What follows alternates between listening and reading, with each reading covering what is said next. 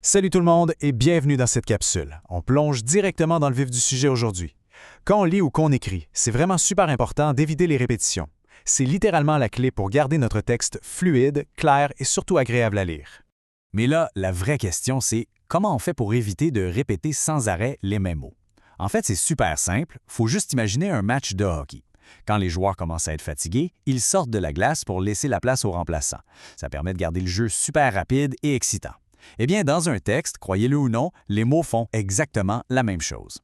On regarde ça de plus près. D'un bord, on a une phrase comme « Marie est gentille, Marie aide tout le monde ». C'est correct, mais c'est un petit peu lourd, non? De l'autre bord, paf, un remplaçant embarque sur la glace. Ça donne « Marie est gentille, elle aide tout le monde ». Le mot principal prend une petite pause au banc, puis le texte devient tellement plus léger.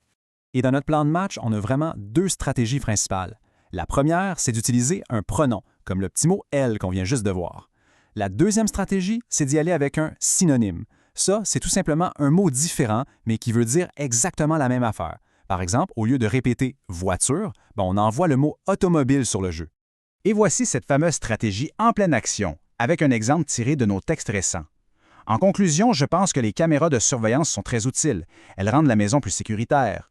On remarque tout de suite à quel point le petit pronom « elle » vient remplacer parfaitement tout le gros bloc « caméra de surveillance ». La phrase coule toute seule sans qu'on ait besoin de traîner un long nom. Donc, le grand point à retenir, c'est qu'utiliser ces mots de remplacement, c'est un vrai changement de jeu pour l'écriture. Et hey, si jamais on manque d'inspiration, il n'y a pas de stress. Le dictionnaire en ligne Usito, c'est l'outil parfait pour dénicher d'excellents synonymes. Maîtriser ça, ça va complètement transformer la qualité d'un texte. Alors, quel sera le prochain mot à être envoyé sur la glace pour rendre la lecture encore plus fluide?